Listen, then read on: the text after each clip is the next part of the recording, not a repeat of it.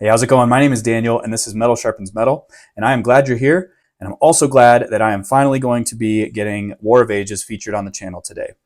This was a recommendation from Nick H, and I have been planning to get these guys on for a while. I really liked their latest album, Dominion, but this is a song that I didn't know existed because I didn't know this EP came out. For some reason, they occupy kind of the corner of the playlist, you know, like they're not front and center like they probably should be. It's probably criminal. So yeah, boo me. I know I'm a Christian metalhead and I don't keep up with War of Ages like I should. So this is my first step to correcting that. This is their song No Altars, and I have not heard this one yet. This is a Christian band if you weren't aware, and they just put out solid bangers. I am anticipating banger status. So let's go find out if I'm right.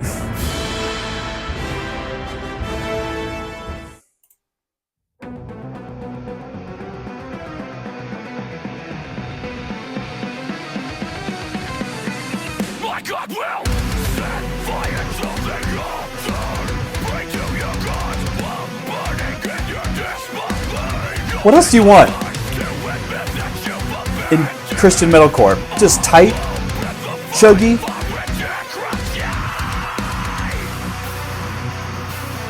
Melodic. Oh, I'm a sucker for harmonies.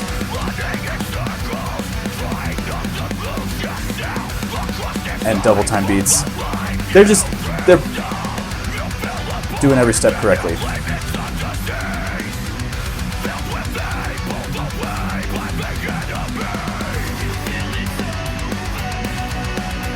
Yes.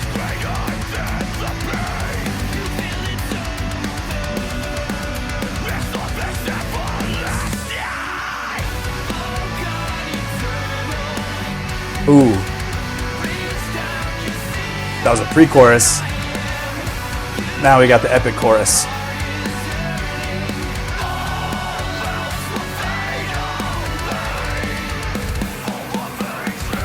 All the little flutters.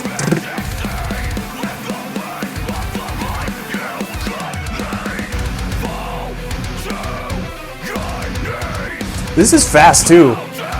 Like,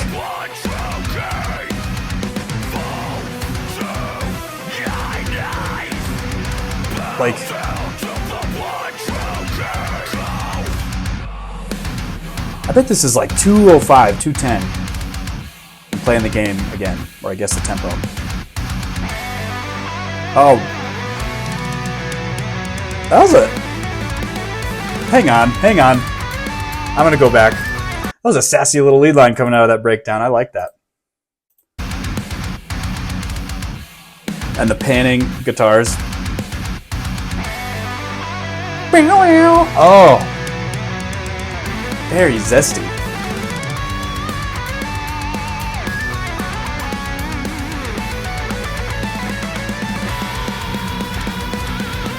Oh, and then like a second solo, kind of old school shred style. That's amazing.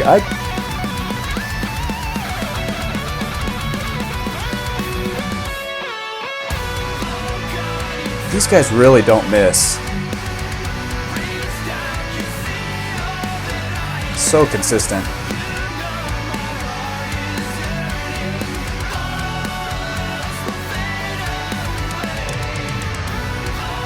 Yep. Slow down the drums for the second double length chorus.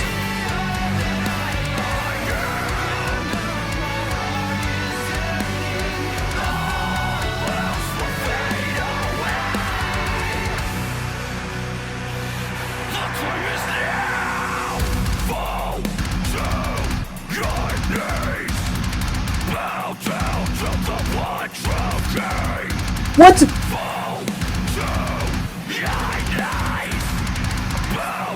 Whoa!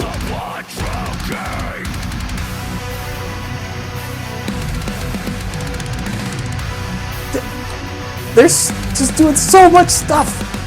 Whoa, hang on. That breakdown at the end. They had triplets and 16 notes. Oh my gosh.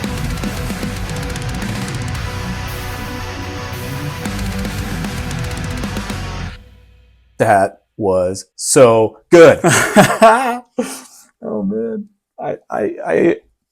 oh.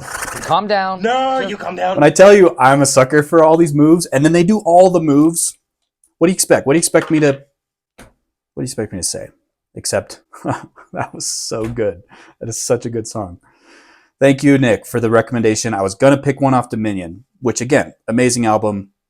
Any of those songs would have been great too, but that was just a nugget of Christian metal that every Christian metalhead should be nibbling on. They should all nibble on this nugget. I'm not talking gold nuggets. It's a gold nugget too. You should exchange it for goods and services as money, and then you should also nibble on it in case it's a dino nugget, because it's just all the best versions of all nuggets.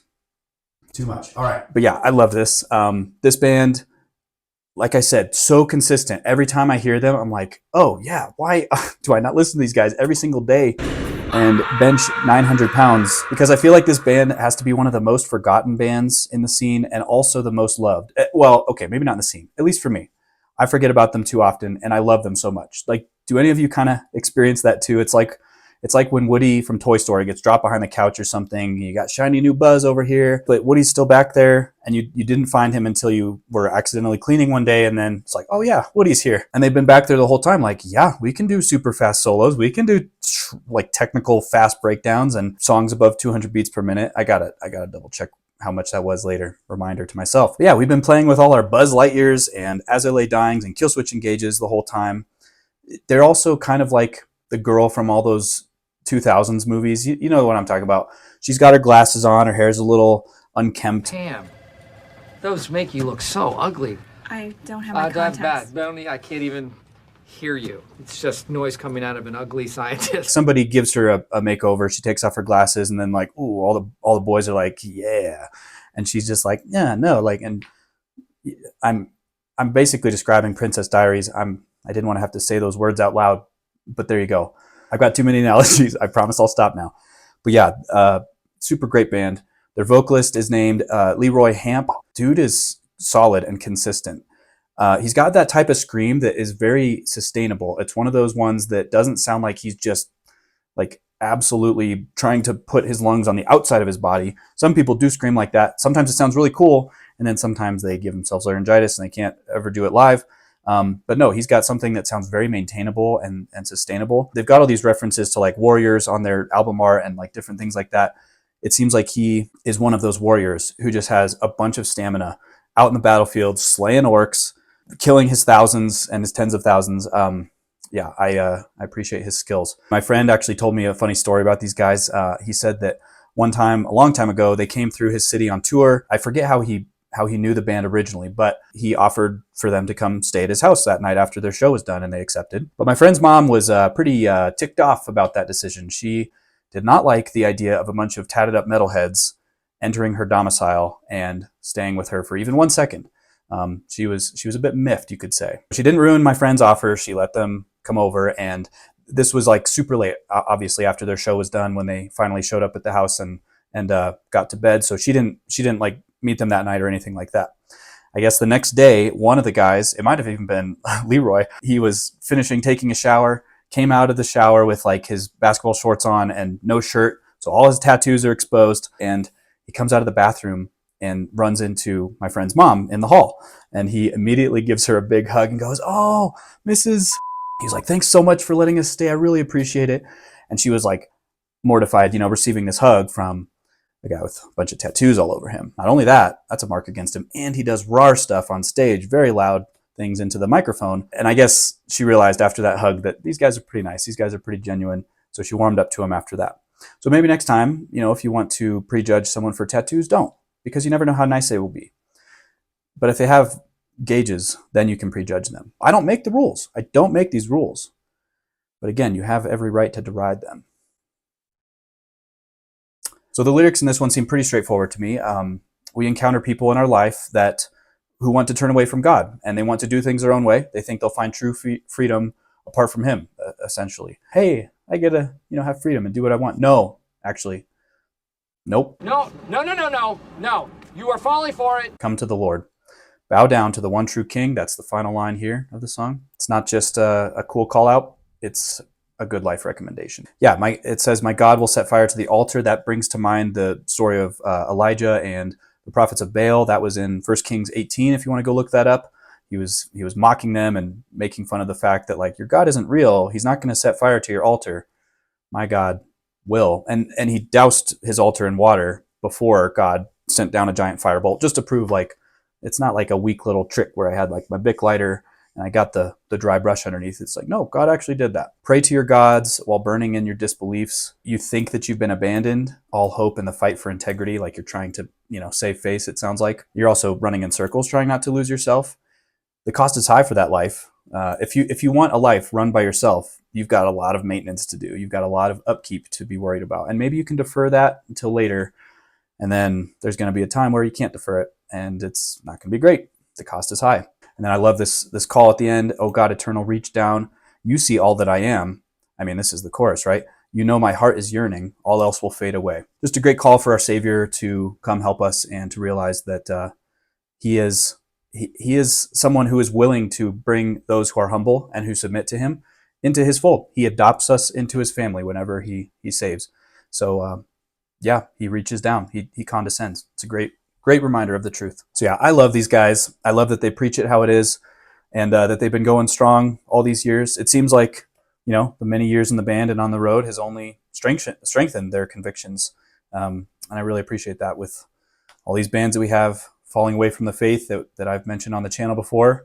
This is a breath of fresh air, a breath of fresh tattooed air, fresh warrior metal, Christian, Christ is King, warrior metal air. That's the type of air that it's fresh breathing. I said I was done with the analogies. Thank you, War of Ages. Thank you, Nick. Thank you, whoever else is watching this, and I will see you guys in the next one. Bye. So some of you may have noticed the missing Messenger CD.